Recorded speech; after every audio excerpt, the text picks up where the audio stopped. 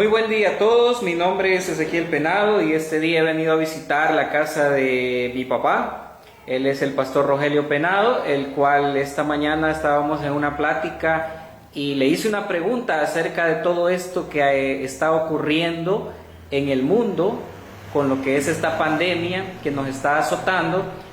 Y la respuesta que él me dio, pues yo le dije, sería bueno, papá, grabarte este mensaje porque yo creo que muchas personas necesitan esclarecer algunas dudas del por qué Dios ha permitido que esta pandemia termine con la vida de muchas personas a nivel mundial. Así que sin más preámbulo, los dejo con el pastor Rogelio Penado y le vamos a preguntar: ¿cuál es el papel de la iglesia ante esta pandemia mundial? Sí, primeramente darle gracias a Dios por la oportunidad que nos da de llegar a través de este video a muchos hogares y a muchas personas. Y con respecto a la pregunta que se me hace, yo considero de que el papel que la iglesia juega en estos momentos de crisis para la humanidad, en estos momentos de angustia, tiene quizás tres puntos primordiales que nosotros no debemos de dejar de observar ni de poner por obra. Primeramente, la oración.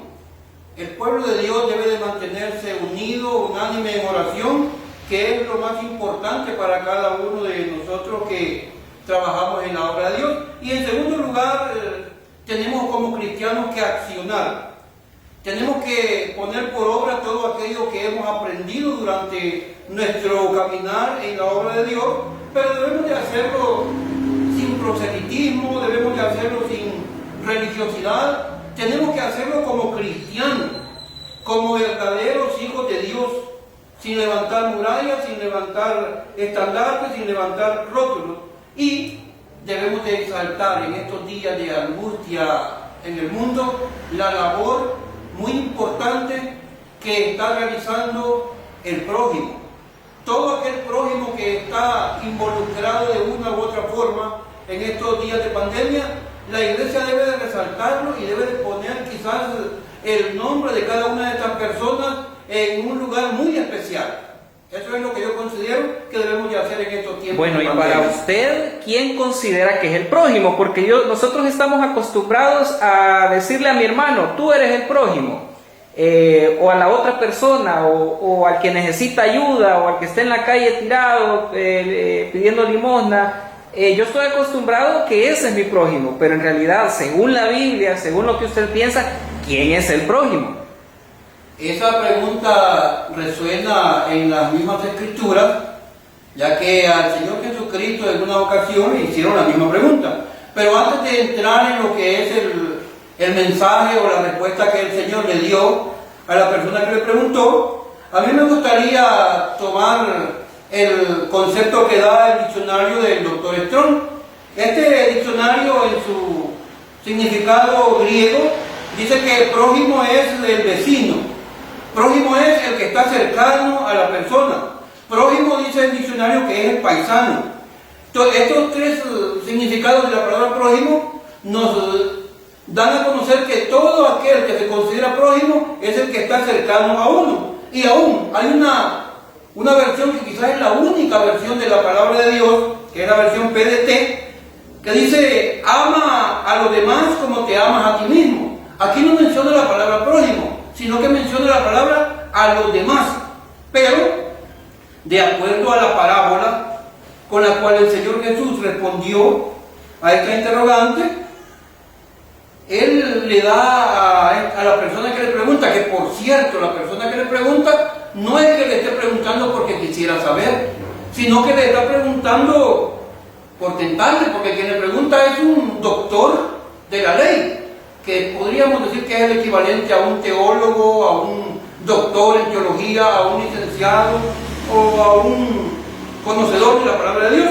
Y dice en el Evangelio de Lucas, capítulo 12, versículos del 25 en adelante, encontramos nosotros con esta misma pregunta que tú me estás haciendo a mí. Dice en el versículo 25: he aquí un intérprete de la ley se levantó y dijo para probarle, o sea que no lo hacía con la intención de conocer: maestro, ¿haciendo qué cosa heredaré la vida eterna? Y él, o sea, el Señor Jesucristo le contestó con otra pregunta. ¿Qué está escrito en la ley? ¿Cómo lee? Aquel doctor de la ley respondiendo dijo: amarás al Señor tu Dios con todo tu corazón y con toda tu alma y con toda tu fuerza y con toda tu mente, y a tu prójimo como a ti mismo. Y él le dijo: bien has respondido, haz esto y vivirás. Hasta ahí quedaba resuelta la interrogante que le estaba haciendo el doctor de la ley a nuestro Señor Jesucristo. Pero él, doctor, queriendo justificarse a sí mismo, dijo a Jesús: ¿y quién es mi prójimo? Buena pregunta. La misma pregunta que tú me estás haciendo en esta mañana. Y respondiendo Jesús le contestó con una parábola. Le contó la parábola que nosotros conocemos como la del buen samaritano. Y es la que relata que un hombre descendía de Jerusalén a Jericó y cayó en manos de ladrones, los cuales le despojaron e hiriéndole se fueron, dejándolo medio muerto. Lo dejaron a aquel hombre ahí tirado en el camino. Y aconteció que descendió un sacerdote por aquel camino y viéndole pasó de largo. El sacerdote llegó, lo vio y no le interesó la necesidad o el problema que estaba pasando aquel hombre. Asimismo, un levita, llegando cerca de aquel lugar y viéndole, también pasó de largo. ¿Qué nos enseña el Señor Jesús acá? Que venían dos personas que profesaban una religión. Eran religiosos. Yo no puedo decir que eran, no lo puedo comparar con un religioso de la actualidad. No puedo decir que era católico, no puedo decir que era evangélico, no puedo decir que eran de ninguna religión de la que nosotros conocemos, sino solamente que venían de Jerusalén, y la Biblia le da el título que cada uno tenía: un sacerdote y un levita. Pero, dice el Señor, un samaritano que iba de camino vino cerca de él y viéndole fue movido a misericordia, y acercándose vendó sus heridas, echándoles aceite y vino, y poniéndolo en su cabalgadura lo llevó al mesón y cuidó de él. Otro día al partir sacó 2 denarios y lo dio al mesonero y le dijo: cuídamele, y todo lo que gastes de más yo te lo pagaré cuando regrese. Y le pregunta el Señor Jesús al maestro de la ley: ¿quién pues de estos 3 te parece que fue el prójimo del que cayó en manos de los ladrones? Y él le dijo: él que hizo misericordia con él. Entonces Jesús le dijo: ve y haz tú lo mismo. Aquí nosotros nos encontramos con que el Señor Jesucristo no tomó en consideración la actitud del sacerdote, no tomó en consideración la actitud del levita, sino tomó en consideración la actitud del samaritano. El samaritano era una persona que por tener una descendencia de una mezcla entre judíos y las tribus que no eran judías, habían sido desechados de la misericordia del templo. No eran tomados en cuenta como hijos de Dios. Mas sin embargo, el Señor Jesucristo, queriéndole dar una lección a este doctor de la ley, le demostró que aquel samaritano había tenido misericordia. O sea, el prójimo para el Señor Jesús no era el que tenía la necesidad, sino que era el que estaba cerca de la necesidad, del que estaba golpeado, del que estaba herido, del que estaba necesitado. Ese para él representaba el prójimo en este momento tan difícil. Entonces nosotros podemos en este ejemplo poner en esta situación o valorar a todas aquellas personas que se constituyen en prójimos de los que están necesitados. Eso sería para mí una respuesta a esta interrogante. Un ejemplo de esto traducido a este tiempo que estamos viviendo. Bueno, en estos momentos de crisis, de angustia, de dolor que nosotros estamos viviendo en estos momentos, la podemos ver reflejada en la misma palabra de Dios. Miren, el Señor Jesucristo nos trajo a nosotros a la tierra un mensaje de amor, nos trajo un mensaje de armonía, pero lo más importante que Él vino a enseñar es el mensaje de la salvación. Él entró a la casa de un hombre que para la comunidad era considerado un pecador, era un hombre malvado, era un hombre perverso, era Zaqueo. Él entró a la casa de Zaqueo, comió con él y le dijo: hoy ha venido la salvación a esta casa. Le llevó la salvación a alguien que no era tomado en cuenta en el templo, que no era tomado en consideración por los religiosos.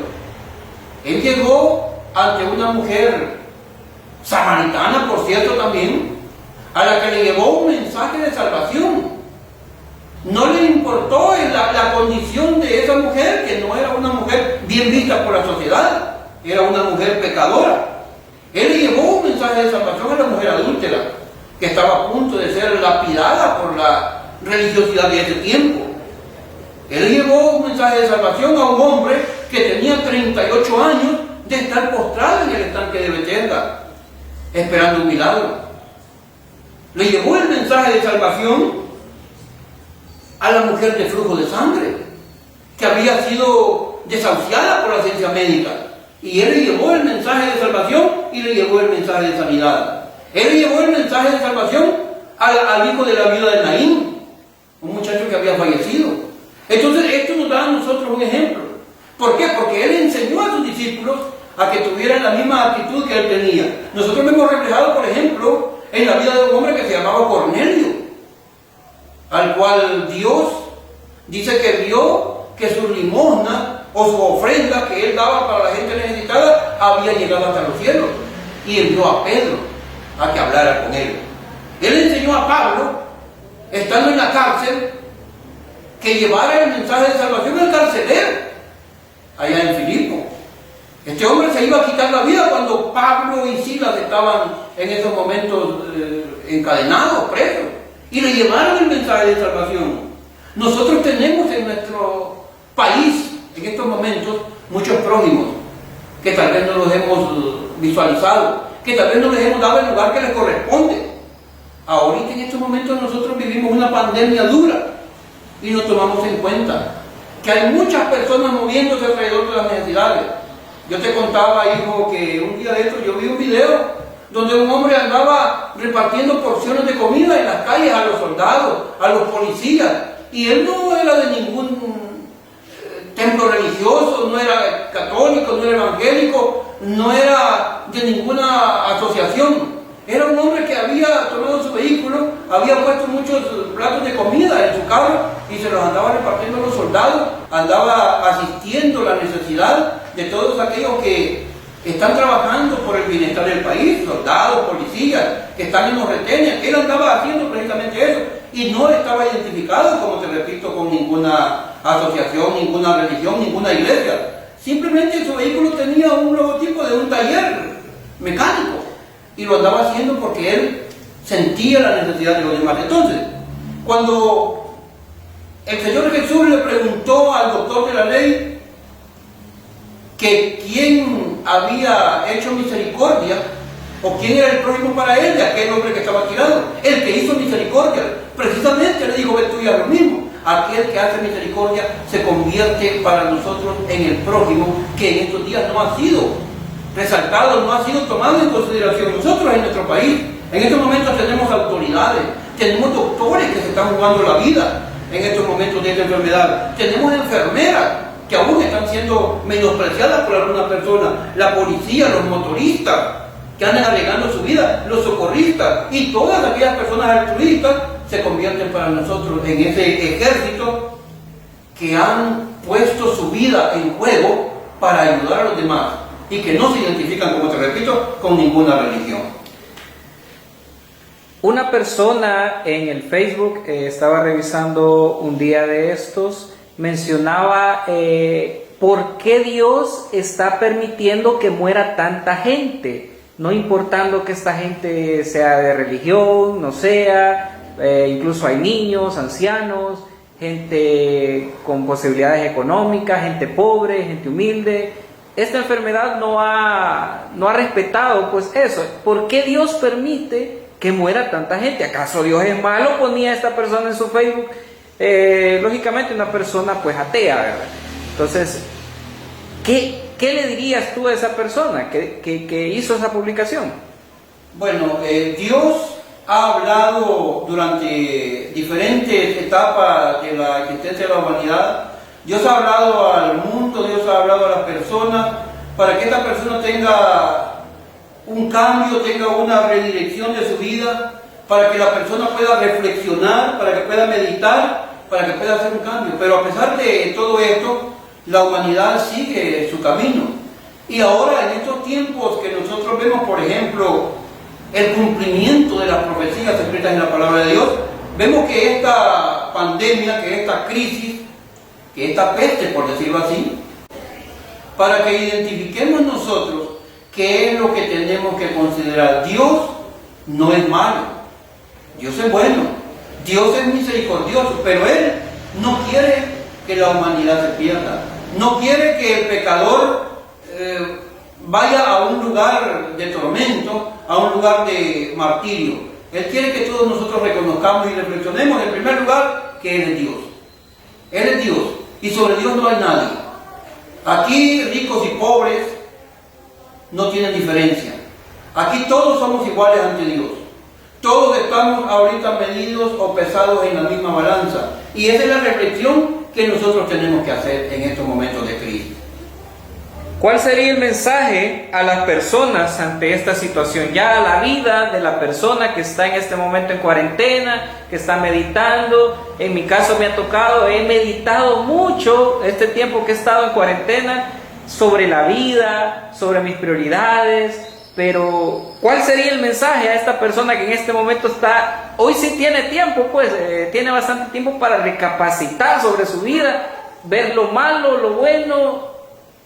¿Cuál sería el siguiente paso para esta persona?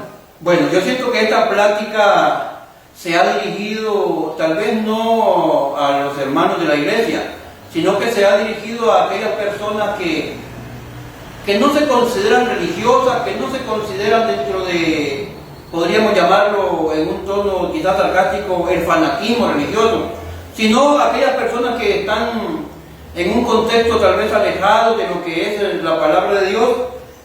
Como tú mismo lo has dicho, Dios ha permitido que esto suceda para que nosotros reflexionemos. ¿Y qué es reflexionar? Reflexionar es meditar, es pensar en lo bueno y pensar en lo malo. Es que tenemos en estos momentos el tiempo necesario como para analizar qué hemos hecho, qué estamos haciendo y qué podemos hacer con nuestra vida. Una redirección. Si nosotros, por ejemplo, íbamos por un camino desenfrenado, por un camino equivocado, por un camino incorrecto, poder darle una redirección a nuestra vida. Ver que en nuestro hogar tenemos una familia, que tenemos hijos, algunos ya tenemos nietos, y que tal vez nos hemos desenfocado de este ambiente y poderle dar a nuestra vida un giro especial. Yo quiero expresarte algo muy importante que dice el apóstol Santiago en su carta universal. En el capítulo 1, versículo del 25 en adelante, dice la palabra de Dios: mas el que mira atentamente en la perfecta ley, la de la libertad, y persevera en ella, no siendo oidor olvidadizo, sino hacedor de la obra, este será bienaventurado en lo que hace. Aquí el apóstol se está refiriendo al accionar de las personas, al obrar de las personas, que Dios está viendo quién está obrando de determinada manera. Y si alguno se cree religioso de entre vosotros, dice, y no refrena su lengua, sino que engaña su corazón, la religiosidad del tal es vana.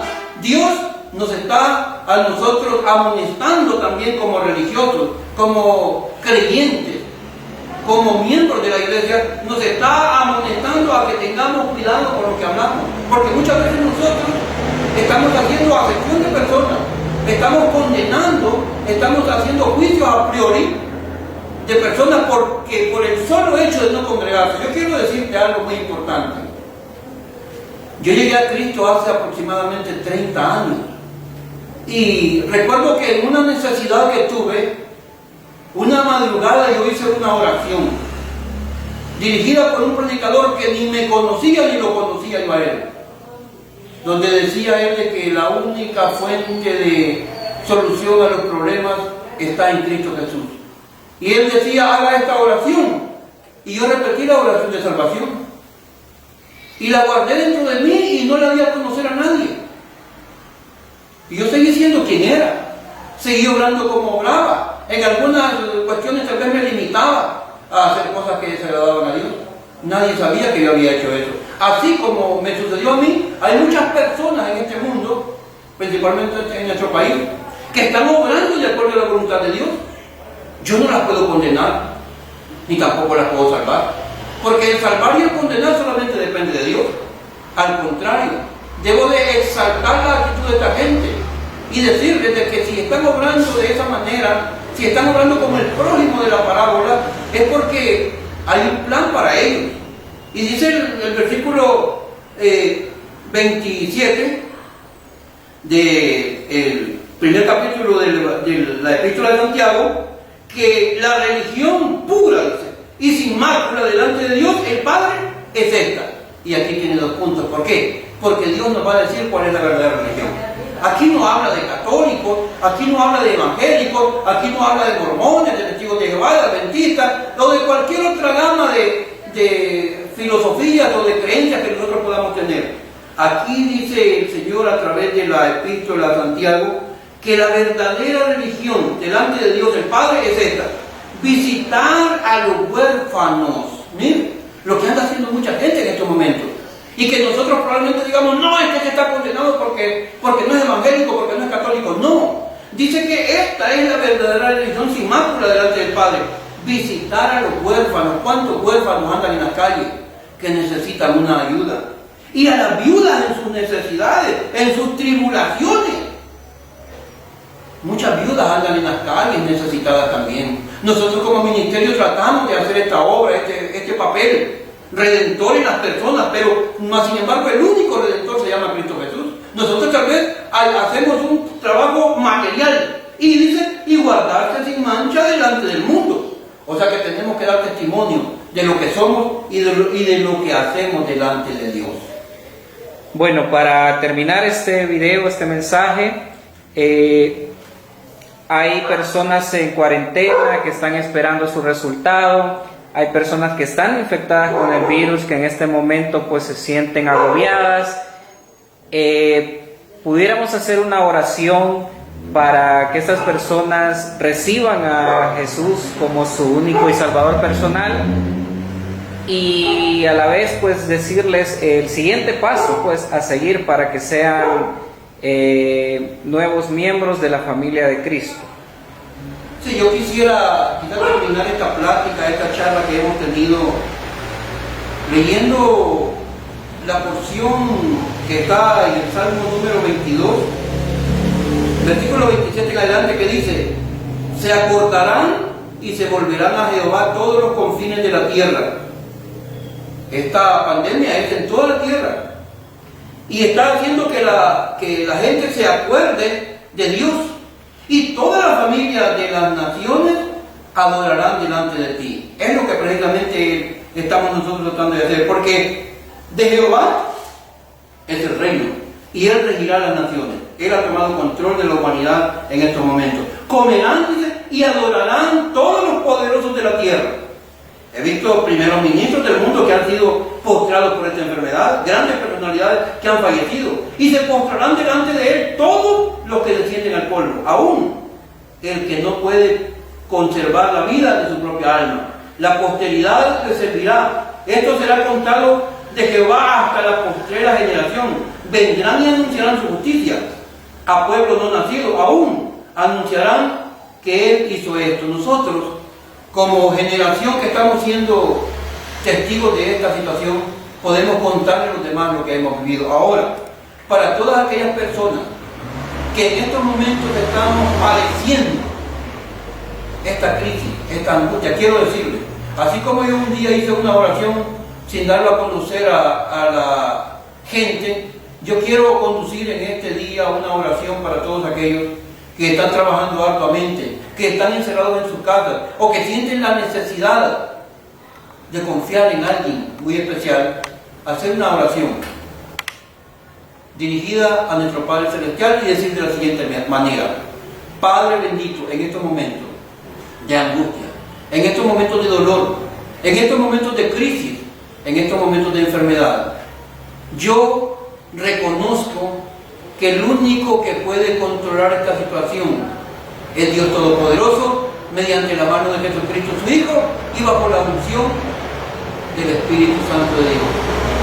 Señor Jesús, te reconozco a ti como Salvador de mi vida.